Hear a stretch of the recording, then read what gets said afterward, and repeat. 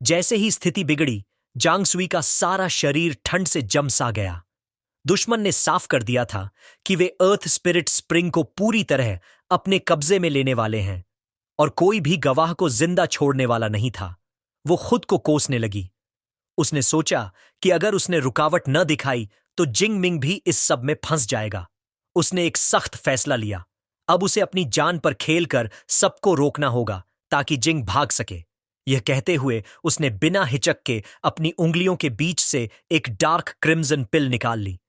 Blood burst पिल। उसने सिर थोड़ा पीछे किया और उसे निगला। बूम! एक भयंकर शॉक वेव ने गुजरते ही सब कुछ हिला दिया। जांग सुई का खूबसूरत चेहरा लाल हो उठा। उसकी लेवल 3 एबिलिटी ऑरा पूरी ताकत के साथ फूट पड़ी। उसी पल गुफा में एक सर्दी की हवा फैल गई। तापमान सेकंडों में गिरकर देन डीजी से भी नीचे चला गया।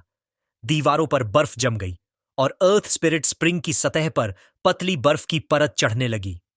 भीतर खड़े लोग घबरा उठे।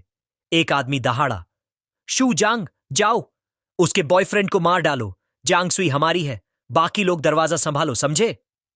वह तेजी से जिंग की ओर बढ़ा, दांत भंवरे की तरह निचोड़ते हुए। उसी बीच कैप्टन वोंग शांत गति से जांग सुई के पास आया। उसने तंज कसते हुए कहा, मिस जांग, अफसोस, पर यही तुम्हारी मौत है। उसके चेहरे पर एक घिनौनी मुस्कान फैल गई। 2 नुकीले दांत बाहर निकले, मांस में मसल्स उभरे और उसकी त्वचा पर एक ग्रेइश येलो फर उग आई। उसने अपनी beast type enhancement ability rank C tiger blade warrior सक्रिय कर ली। उस बीस्ट फॉर्म में उसकी स्ट्रेंथ और एंड्योरेंस पहले से कई गुना बढ़ गई थी। उसने कहा था कि इस ताकत से वह पहले कितने ही एबिलिटी यूजर्स और जंगली बीस्ट्स को तहस नहस कर चुका है। कैप्टन, उसे इतनी जल्दी मत मार देना, गुफा के मुहाने पर खड़ा एक आदमी गंदी हंसी के साथ बोला। इतनी फाइन बॉडी है, थोड़ा मजा तो लेने देंगे। कैप्टन वोंग के होंठों पर एक विकृत मुस्कान उभरी। उसने अपनी जीभ होंठों पर फेरी, आंखों में लस्ट फिल्ड इंटेंट चमक उठी। रिलैक्स, उसने धीमी आवाज में कहा। ऐसी औरत को तो धीरे धीरे खत्म किया जाता है। जांग सुइजू का चेहरा सफेद पड़ गया। उनकी फॉर्मेशन बिल्कुल परफेक्ट थी। एक टीम जिंग मिंग को पीछे से हंट कर रही थी। बाकी सब निकलने के हर रास्ते पर खड़े थे। बच निकलने की कोई उम्मीद नहीं। उसकी छाती गिल्ट से भर उठी। काश मैं उसे यहां नहीं लाती तो वो मेरी वजह से नहीं मरता। उसने अपने होंठ काट लिए। आंखों में गहरा पछतावा उभर आया। लेकिन तभी कूम! गुफा के अंदर की हवा फट पड़ी। एक चीख, इतनी तेज कि खून जम जाए, गूंजी। कैप्टन वोंग चौंक कर मुड़ा और उसकी आंखें फैल गईं। छू जांग हवा में झूल रहा था। जिंग मिंग का स्पीयर सीधे उसके सीने के आर पार चला गया था। खून पत्थरों पर छपाक छपाक गिर रहा था। चू जांग की गर्दन लटक गई, शरीर एक कठपुतली की तरह जिसके धागे काट दिए गए हों। डेड। पहले ही प्रहार में जिंग मिंग ने स्पीयर को झटका। धातु से खून हवा में बिखर गया। उसकी आवाज ठंडी, बर्फ सी। लगता है तुम्हारा साथी इतना स्ट्रांग नहीं था। पूरी स्क्वाड स्तब्ध, आंखों में गुस्सा पर कदमों में डर। कैप्टन वोंग का चेहरा गंभीर हो गया। चू जांग भले मिड लेवल 3 था, लेकिन उसे इतनी आसानी से मार देना, यह आदमी सच में खतरा है। एक जीता जागता खतरा। जिंग ने गहरी सांस ली और गरजते हुए कूदा। Then you can die with him. उसकी आवाज में कोई दया नहीं थी। कैप्टन वोंग ने टाइगर फैंग स्लैश छोड़ा, एक भयंकर वार। पर जिंग ने बस भौं उठाई। जमीन से बिजली चिंगारी की तरह निकली और वह गायब हो गया। Thunder shadow.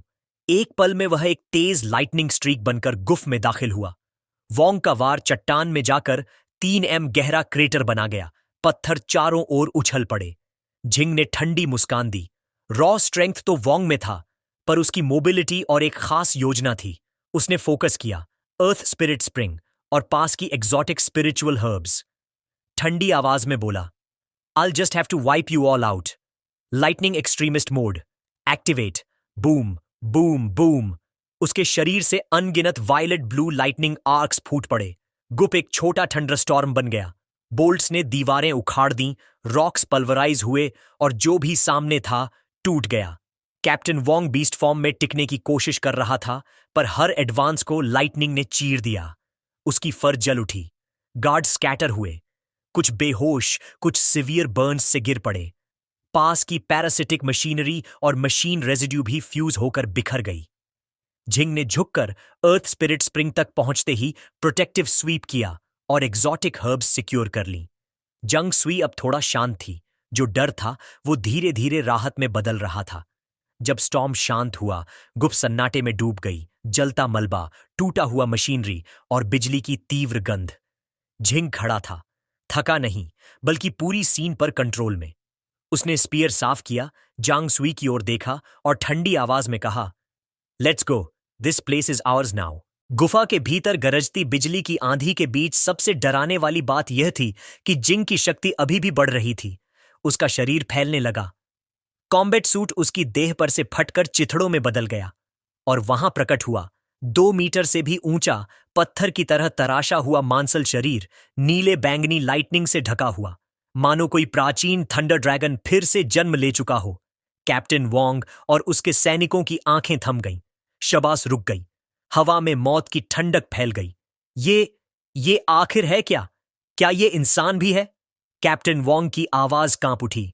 उनके सामने खड़ा था S rank physical refinement art, thunder undying body का रूप। इस अवस्था में जिंग का शारीरिक बल अपनी चरम सीमा तक पहुंच गया था। उसकी नसों में दौड़ती शक्ति जंगली, उग्र और भयंकर थी। वो साफ महसूस कर सकता था उसकी ताकत पहले से 3 गुना नहीं, 4 गुना बढ़ चुकी थी। कैप्टन वोंग ने दांत भींचते हुए खुद को संभालने की कोशिश की। तो बस कोई विशेष ट्रांसफॉर्मेशन ट्रिक है ये, उसने दहाड़ कर कहा, लेकिन उसकी आंखों में छिपा भय उसे धोखा दे रहा था। उसने अपना हथियार उठाया, एक और कॉम्बैट टेक्निक छोड़ने की तैयारी की, लेकिन उससे पहले ही जिंग गायब हो चुका था। कैप्टन वोंग को केवल एक हल्की चमक, एक आफ्टर इमेज दिखाई दी। बाकी सब हवा की तरह गुजर गया। कैप्टन वोंग के अंदर की इंस्टिंक्ट्स चीख उठीं। खतरा है! उसने बिना सोचे अपनी राउंड शील्ड छाती के सामने उठाई और घमंड भरी आवाज में गरजा, बेकार है! लेवल 4 से नीचे की कोई भी अटैक मेरी शील्ड को भेद नहीं सकती। लेकिन जैसे ही जिंग की स्पीयर उस शील्ड से टकराई, बूम! गुफा के भीतर ऐसा धमाका गूंजा मानो पहाड़ फट गया हो। कैप्टन वोंग की आंखें अविश्वास में फैल गईं। शील्ड पर पड़ने वाली ताकत उसकी क्षमता से कहीं ज्यादा थी। शील्ड तुरंत चकनाचूर हो गई और जिंग की वार की शक्ति ने उसे ऐसे उछाला जैसे कोई तेज रफ्तार ट्रक किसी इंसान को टक्कर मार दे। धड़ाम! वो गुफा की दीवार से जा टकराया। पत्थर टूटकर बिखर गए। दीवार में एक गहरा क्रेटर बन गया और चारों ओर दरारें जाले की तरह फैल गईं। जिंग ने धीरे से अपनी स्पीयर पीछे खींची। उसके होंठों पर हल्की ठंडी मुस्कान खिली। रिफ्लेक्सेस काफी अच्छे हैं, उसने शांत स्वर में कहा। ये उस आदमी की इंस्टिंक्ट्स हैं जिसने कई लाइफ एंड डेथ बैटल्स झेली हों। अगर तुम सिर्फ एक साधारण लेवल 3 होते तो शायद पलक झपकाने से पहले ही मेरी स्पीयर तुम्हारे दिल में होती। तू हरामी! कैप्टन वोंग के साथियों ने गरजते हुए चिल्लाया। Flame demon palm! 3 लोग एक साथ आगे कूदे। उनके हाथों से निकला एक विशाल फायरबॉल जो भयंकर गर्म हवा के साथ सीधे जिंग की ओर बढ़ा। लेकिन जिंग जरा भी नहीं हिला।